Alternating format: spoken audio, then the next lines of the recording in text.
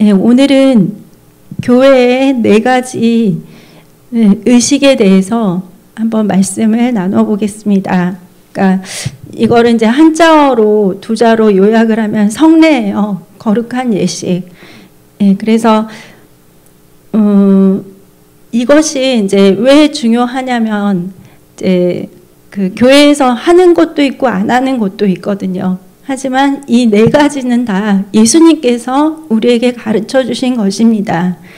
예, 그래서 이제 이 의식, 그러니까 예식을 이제 그 뜻을 좀 찾아보면 정해져 있는 일정한 격식이에요. 근데 이제 사실 이거는 어떤 다른 종교들에서 행하는 규례나 뜻없는 어떤 형식이나 이런 것이 절대 아닙니다. 예, 이 교회의 의식은 우리의 믿음을 바깥에 표출할 수 있도록 도와주는 방법들이고, 이제 이것이 중요한 이유는 사람들이 만들어낸 것이 아니라 예수님께서 우리에게 가르쳐 주셨기 때문에 예, 그래서 중요합니다.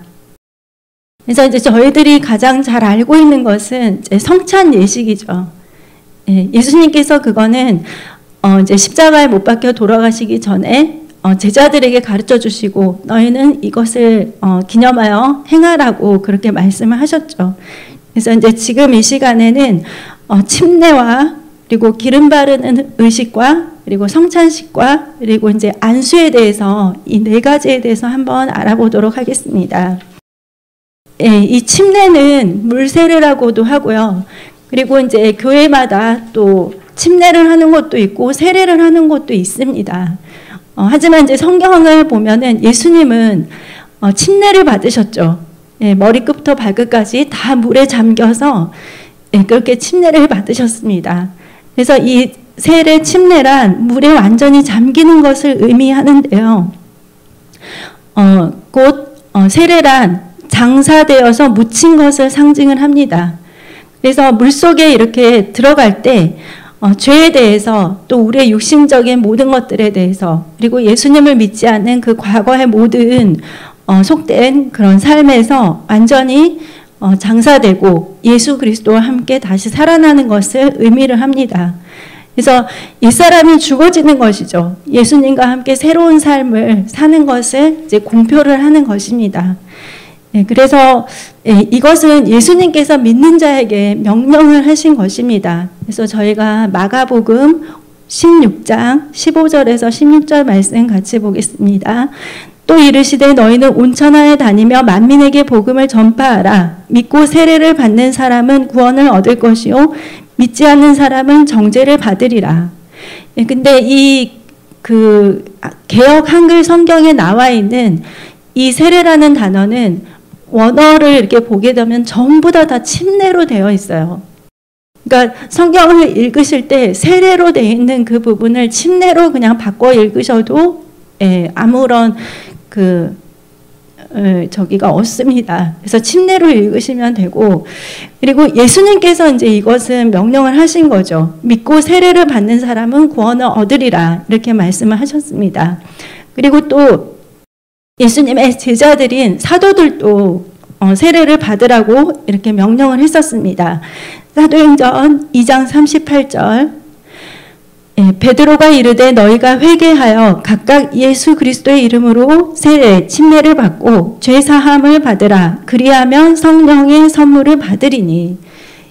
그래서 믿고 회개하고 믿고 세례를 받으라고 했습니다. 그래서 이렇게 이제 먼저 침례를 받기 위해서는 먼저 믿어야 되는데 세례는 바로 믿지 않는 자들을 위한 것이 아니라 믿는 자들을 위한 것입니다. 그래서 세례를 받기 전에는 반드시 믿어야 돼요. 예수님을 구주로 영접을 해야 됩니다. 그래서 이 신앙의 고백이 먼저 있는 다음에 세례를 줄 수가 있습니다. 그래서 이제 저는 카톨릭에서 그 교리 공부를 할 때 이제 어떤 데는 6개월만 하는 데도 있고 어떤 데는 1년 과정이 있어요. 근데 그 1년 과정에서도 이렇게 결석을 몇 번을 하고 또 뭔가를 안 하면 세례를 안 줘요. 그래서 사실 1년 동안 그거를 마치고 세례를 받는 거를 굉장히 이렇게 자부심을 갖죠. 그리고 사실 거기는 이제 생명이 없는 곳이니까 저는 갈급해서 거기를 나왔거든요. 카톨릭을. 근데 열심히 하기는 했어요. 왜냐하면 갈급하니까. 근데 이제 항상 하는 거는 뭐냐면 주기도문 외우기, 또 묵주기도는 어떻게 하는지, 그리고 또 사도신경 외웠는지, 그리고 또 이제 교리 공부하는 거에 대해서 이제 어떤 테스트도 좀 하고, 그렇게 해서 그거를 통과를 하면 이제 세례를 주곤 했었습니다. 근데 그렇게 하더라도 살아계신 하나님을 만나지 못했어요. 거기서는. 근데 제가 이렇게 성경을 읽어보면 그런 과정을 너희가 다 거쳐야지 1년 동안 열심히 성경 공부를 해야만 너는 세례를 받을 수 있다. 그거는 아니었어요. 성경을 볼 때. 예수님을 구주로 영접을 하고 정말 내가 하나님을 잘 믿고 있다면 그때 이제 세례를 받을 수가 있습니다. 그래서 저희 돌아가신 친정 아버지께서도 여러분이 너무나 기도를 해주신 덕분에 아프시면서 예수님을 영접을 하셨고요. 정발 목사님께서 영접 기도문을 해주셨는데 그걸 다 따라서 하시고 영접을 하셨고, 그다음에 이제 저희가 이제 코로나 때문에 사실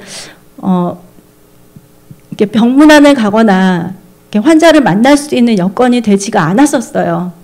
그런데 이제 저희 아버지께서 마지막에 이제 요양병원을 마지막으로 가셨을 때 첫째 날에 이제 상태가 너무 안 좋아지셔가지고 그 다음 날 새벽에 이제 급하게 큰 병원으로 이렇게 옮겼는데 거기서 이제 저희 어머니께서 그 두 분만 같이 있을 수 있는, 응급실에서 두 분만 같이 있을 수 있는 그런 환경이 허락이 되어서, 근데 또 마침 이하주 목사님께서 전화를 주셔서 그런 신앙의 고백을 할 수 있도록 그렇게 하셨습니다. 그래서 그렇게 믿음의 고백을 하고 난 다음에 그 병원에서 입원이 안 된다고 해서 다시 명지병원으로 왔는데, 명지병원 그 응급실 앞에서 정발 목사님께서 그 세례를 이제 주셨죠.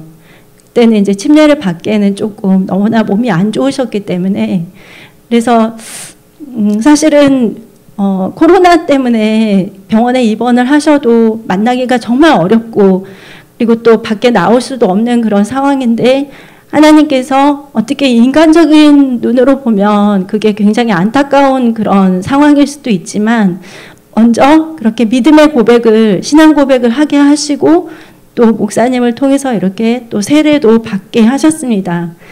그래서 제가 돌아가신 거가 아직 믿어지지가 않는데, 어쨌거나 이제 장례를 다 치르고 나서도 하나님께 기도를 계속 했어요. 제가 마지막으로 아버지를 본 모습은 이제 응급실에서 너무나 힘든 모습을 봤기 때문에 그 모습이 너무 잊혀지지가 않으니까 제가 하나님께, 저는 정말 하나님, 아빠가 행복하다는 거를 좀 하나님 알려주세요. 보여주세요. 꿈으로라도 하나님 이렇게 보여주세요 하고 정말 날마다 기도를 했는데요. 너무 감사하게도 믿는 그런 저나 저희 어머니가 아니라 믿지 않으시는 저희 친지들이나 동생에게 이제 꿈을 꾸게 해주신 거예요. 그래서 정말 확실하게 천국에 가셨구나. 그리고 제 남동생도 이제 꿈을 꿨는데 정말 30대 초반에 그 젊은 모습으로 너무나 밝게 있었던 모습을 꿈으로 또 보여주셔서 하나님께서 또 그거를 확증해 주셨구나. 그래서 너무 감사했습니다. 그래도 저는 기도를 하고 있습니다. 저도 꿈에서 한번 뵐 수 있기를. 그래서 이렇게 세례는 받기 전에는 반드시 믿어야 됩니다. 그리고 이 세례는 내적인 믿음이 바깥으로 표출이 되는 그런 외향적인 증거가 됩니다. 그래서 이 세례를 받을 때 우리는 예수 그리스도와 함께함을 확인할 수가 있습니다. 예수님께서는 우리를 위해서 죽으셨잖아요. 그리고 장사되어서 부활하셨거든요. 그래서 그 믿음의 고백이, 그리고 그 믿음의 여정이 우리들에게도 그대로 다 적용이 되는 것입니다. 로마서 6장 3절에서 6절 말씀을 보시면 무릇 그리스도 예수와 합하여 세례를 받는 우리는 그의 죽으심과 합하여 세례를 받은 줄을 알지 못하느냐. 그러니까 우리가 죄에 대해서 죽고 예수 그리스도와 함께 장사되는 것입니다. 그리고 4절에 그러므로 우리가 그의 죽으심과 합하여 세례를 받음으로 그와 함께 장사되었나니 이는 아버지의 영광으로 말미암아 그리스도를 죽은 자 가운데서 살리신과 같이 우리로 또한 새 생명 가운데서 생하게 하려 함이라. 예, 그리스도와 함께 이렇게 장사되어서 그리스도를 죽은 자 가운데서 다시 살림같이 우리도 새 생명 가운데서 행하게 한다고 하셨습니다. 예, 5절에 만일 우리가 그의 죽으심과 같은 모양으로 연합한 자가 되었으면 또한 그의 부활과 같은 모양으로 연합한 자도 되리라. 예, 우리가 예수님과 함께 그렇게 죽게 되었다면 이제 다시 예수님의 그 부활하심과 같이 우리도 그 부활에 연합한 자가 됩니다. 6절에 우리가 알거니와 우리의 옛사람이 예수와 함께 십자가에 못 박힌 것은 죄의 몸이 죽어 다시는 우리가 죄의 종노릇하지 아니하려 함이니. 예, 우리가 예수님과 함께 다시 이렇게 예수님 안에서 살아난 것은 더 이상 죄의 종노릇을 하지 않고 하나님이 주시는 새 생명으로 살아간다는 것을 공표하는 것입니다. 그래서 여러분 예수님을 구주로 영접하고 내가 성령 세례도 받았고 그러면 또 침례도 받을 수 있으면 꼭 받으시면 정말 좋습니다. 예, 그리고 이제 두 번째는 기름 바르는 의식에 대해서 한번 살펴보겠습니다. 이거는 그냥 이렇게 하나님으로부터 성령의 기름 부음을 받는다. 이거하고는 조금 차이가 있어요. 그래서 이제 사도행전을 보면 그리고 또 마가복음 이런 복음서를 보면은 예수님의 제자들이 병자들을 위해서 기름을 바르는 부분들이 나오고 있습니다. 마가복음 6장 12절에서 13절 말씀입니다. 제자들이 나가서 회개하라 전파하고 많은 귀신을 쫓아내며 많은 병자에게 기름을 발라 고치더라. 예. 그래서 예수님의 제자들이 병든 자들을 고치기 위해서 기름을 발랐습니다. 그래서 이 기름을 바른다는 것은 이제 세 가지의 의미가 있는데요. 구약에서는 거룩하게 성별하도록 이렇게 기름을 발랐습니다. 예, 그 하나님의 성전에서 사용하는 그 모든 기구들에 그리고 또 섬기는 제사장이나 그런 모든 것들에 이제 기름을 발랐었죠. 그래서 거룩하게 구별하는 의미가 있고요. 그리고 또 이 기름을 바른다는 것은 성령께서 치유하신다는 그런 의미도 있습니다. 예, 그래서 치유를 위해서 이렇게 기름을 바르고 기도를 합니다.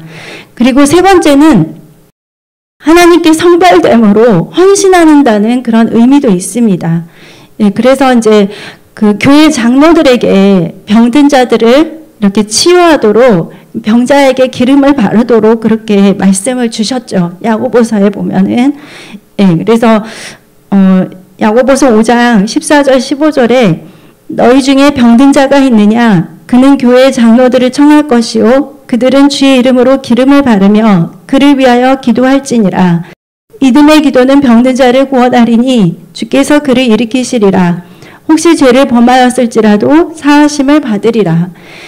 그래서 예전에 이제 저희 교회에서 그 주일날 오후에는 계속해서 찬양하고 또 기도하고 또 이렇게 목사님이 안수해 주시고 치유를 위해서 기도하시고 이렇게 하셨는데 또 어떨 때에는 또 기름을 바르고 이렇게 기도해 주실 때가 많이 있었습니다.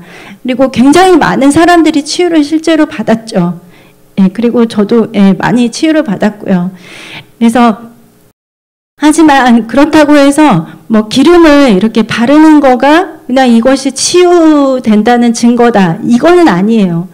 우리가 믿음을 가지고 그 시간에 이렇게 하나님 앞에 나아갔기 때문에 우리의 믿음을 통해서 그리고 또 그 기도해 주시는 목사님들을 통해서 이렇게 하나님이 그분들을 이렇게 사용해서 병을 치유하시는 것입니다. 네, 그래서 교회에서는 이렇게 기름을 바르고 병든 자들을 위해서 치유하는 그런 의식을 하기도 합니다. 네, 그리고 여러분도 내가 뭔가 치유를 받아야 되고 또 다른 누군가가 이렇게 병고침을 받기를 이렇게 한다면 꼭 교회에다가 기도 제목을 말씀을 하시길 바랍니다.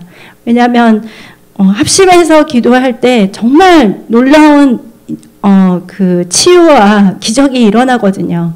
예, 그래서 저는 교회 안에 이렇게 하나 되어 있고, 그 몸된 교회 안에서 내가 보호를 받는 것이 얼마나 중요한지, 그거를 꼭 알고 신앙생활을 해야 된다고 말씀드리고 싶습니다.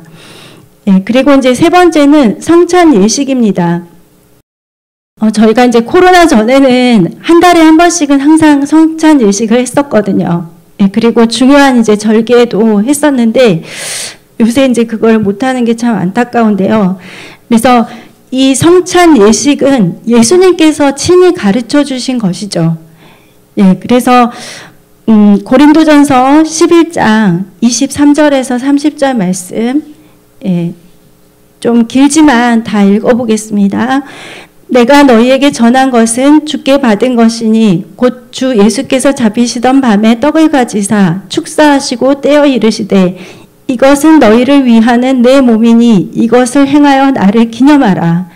예수님의 그 떡을 떼어 주시면서 이것은 내 몸이라고 말씀하시면서 이것을 행하여 기념하라고 하셨습니다. 식후에 또한 그와 같이 잔을 가지시고 이르시되 이 잔은 내 피로 세운 새 언약이니 이것을 행하여 마실 때마다 나를 기념하라 하셨으니 너희가 이 떡을 먹으며 이 잔을 마실 때마다 주의 죽으심을 그가 오실 때까지 전하는 것이니라. 그래서 이 성찬 예식을 행하는 것을 통해서 저희들이 하는 것은 주께서 그의 죽으심을 통해 무슨 일을 이루었는지를 선포하는 것입니다. 그래서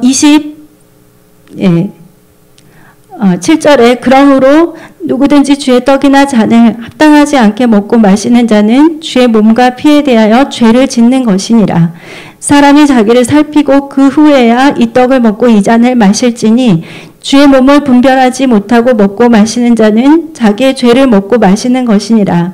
그러므로 너희 중에 약한 자와 병든 자가 많고 잠자는 자도 적지 아니하니. 그래서 이 포도주나 주스를 이제 성찬 예식 때 사용하는데요. 그것은 예수님의 보혈을 상징하는 것이고 우리의 죄를 깨끗하게 하시고 그리고 또 우리의 영혼을 구원하기 위해서 흘리신 예수님의 피를 상징하는 것입니다. 그리고 이제 두 번째 이 떡은 우리의 병을 치료해 주시기 위해서 깨어진 예수님의 몸을 상징하는 것입니다. 여러분이 잘 아시는 베드로전서 2장 24절에 친히 나무에 달려 그 몸으로 우리 죄를 담당하셨으니 이는 우리로 죄에 대하여 죽고 의에 대하여 살게 하려 하심이라. 그가 채찍에 맞음으로 너희는 나음을 얻었나니. 예수님의 몸을 이 떡은 상징하는 것입니다.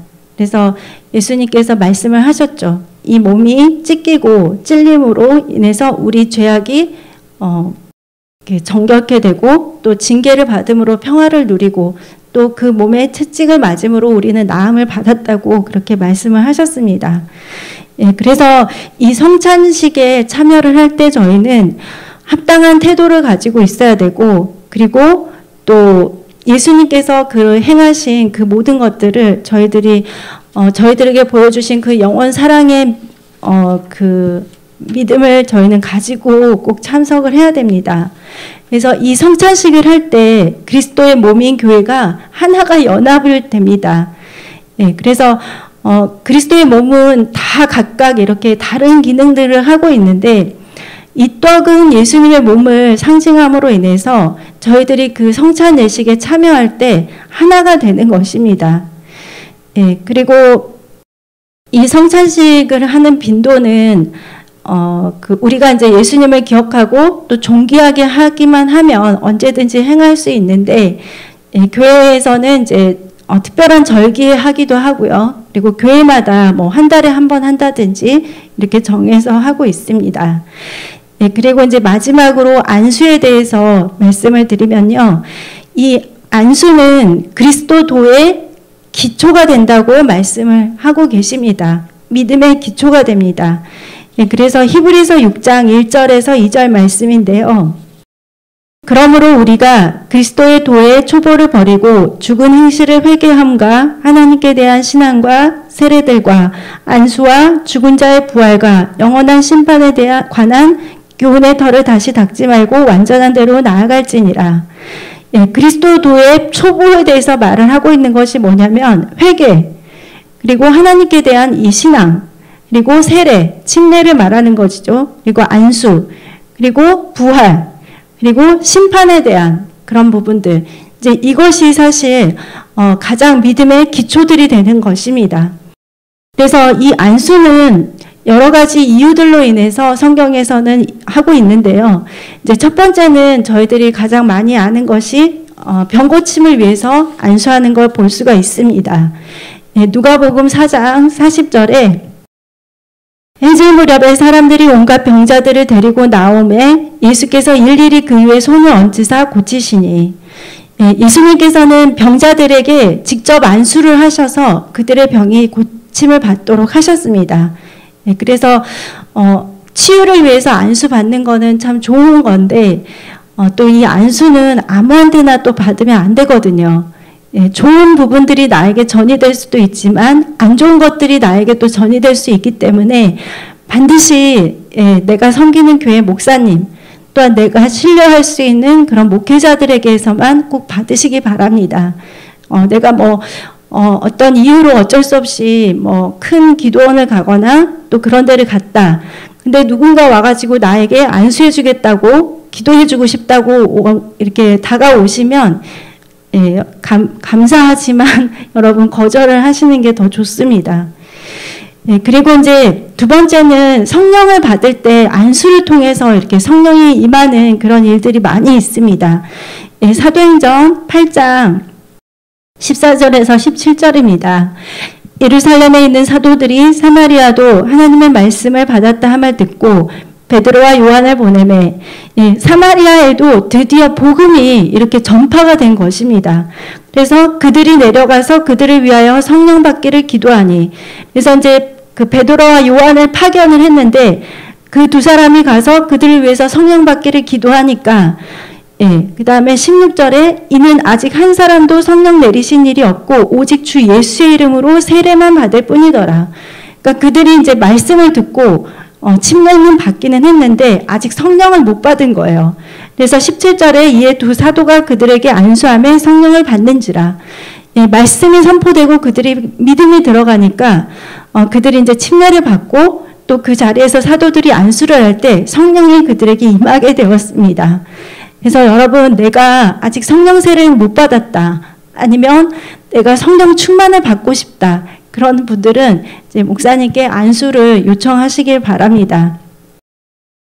그리고 이제 세 번째는 직분을 주기 위해서, 특별한 의무를 위해서 이제 사람들을 이렇게 택해서 세울 때 이렇게 안수를 주기도 합니다. 사도행전 6장에 보면은 그 사도들이 주의 일에 힘쓰는데 그것이 너무나 이제 일들이 많으니까 7 집사를 세워서 이제 섬기는 일을 담당하도록 하고 사도들은 말씀과 기도에 더욱더 전념하도록 그렇게 했는데, 이 7 사람의 집사를 세울 때 안수를 합니다. 그래서 사도행전 6장 6절에 보면 사도들 앞에 세우니 사도들이 기도하고 그들에게 안수하니라. 사도들이 세운 이 집사님들 가운데서 이 스데반 집사님이 그 순교자로 이렇게 복음을 전하면서 놀랍게 쓰임을 받았습니다. 그래서 직분을 줄 때 이렇게 안수를 합니다. 그리고 이제 네 번째는 성직자를 임명할 때도 안수를 합니다. 그래서 그 디모데도 그 장로의 안수함으로 그 디모데에게 하나님의 사명을 그 예언을 통해서 이렇게 말을 하셨죠. 하나님께서. 그래서 이제 그 젊은 믿음의 사람 디모데를 이렇게 세워주셨는데, 그래서 이 안수를 통해서 하나님의 부르심을 확정하고, 그리고 이 안수를 통해서 기름 부음을 이렇게 줄 수가 있습니다. 그래서 권사님도 그렇고 안수 집사님도 그렇고 목사님은 물론이고요. 이렇게 안수함으로 이렇게 다 직임자들을 이렇게 세우고 있습니다. 그리고 이 안수는 또 마지막으로 축복을 나누어 줄 때 안수를 통해서 나누어 줍니다.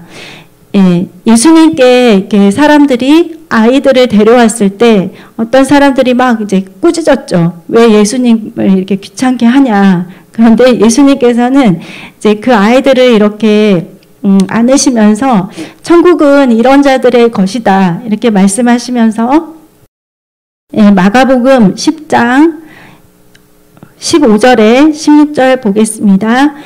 내가 진실로 너에게 이르노니 누구든지 하나님의 나라를 어린아이와 같이 받들지 않는 자는 결단코 그것에 들어가지 못하리라 하시고 그 어린아이들을 안고 그들 위에 안수하시고 축복하시니라. 예수님께서 축복을 하실 때 안수를 통해서 축복을 해주셨습니다. 저도 날마다 하지는 않지만 이렇게 제 아들을 이렇게 안수하면서 축복 기도를 많이 해주거든요. 지금 생각하니까 좀 날마다 하는 게 좋을 것 같아요. 축복해주는 건 좋은 거니까. 그래서 여러분도 이렇게 머리에다 대고 손을 얹고 기도를 하지는 않더라도 아픈 곳을 위해서 이렇게 손을 얹고 기도를 하시기도 하고 또 이렇게 그분들의 몸을 이렇게 터치하면서 또 축복 기도도 하시고 그렇게 하시면 될 것 같습니다. 그래서 사실 그리고 이제 이 침례 같은 경우는 아주 어린애들에게는 주지를 않습니다. 왜냐하면은 믿음의 고백이 먼저 있어야 되니까. 신앙에 대한 그 고백을 하고 나서 그 사람에게 이제 세례를 줄 수 있기 때문에 아주 어린 아이들에게는 주지 않는 그런 경우들도 많이 있는데 축복은 뭐 아주 어린 애들이나 누구나 다 줄 수가 있는 것이죠. 그리고 이제 구약에 보면 야곱이 이제 죽기 전에 그 아들들을 이렇게 축복할 때 이렇게 또 안수를 하는 경우도 있었고, 그다음에 이제 민수기에 보면은 모세가 그 이스라엘의 차기 지도자인 여호수아를 세울 때 이렇게 또 안수를 했었습니다. 그래서 오늘 이 시간에는 침례와 또 기름 바르는 의식과 성찬식과 안수를 이렇게 살펴봤는데요. 이것이 사람이 정한 규례나 규칙이 아니라 예수님께서 직접 행하셨고 또 우리에게 가르쳐 주셨고, 그리고 성찬 예식은 너희들은 이것을 행하여 나를 기념하라고 하셨기 때문에 교회는 이 4가지 의식을 가지고 사람들을 섬기고 또 세우는데 귀한 역할을 감당해야 되겠습니다. 그러면 기도하고 마치겠습니다.